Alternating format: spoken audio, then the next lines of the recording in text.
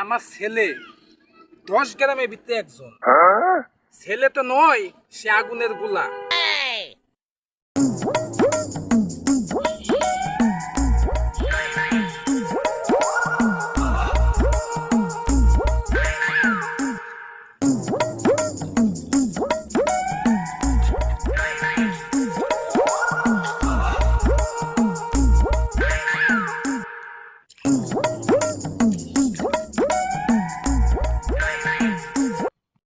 বাবা আমি আর পড়ালেখা করতাম না। কে বাবা, পড়ালেখা করবা না কে? কি সমস্যা? আমার পড়ালেখা করতে ভালো লাগে না, হাজিরা হয়ে থাকে। হাজারে বই থাকবা? কইলাম কি আর পুলাই করে কি?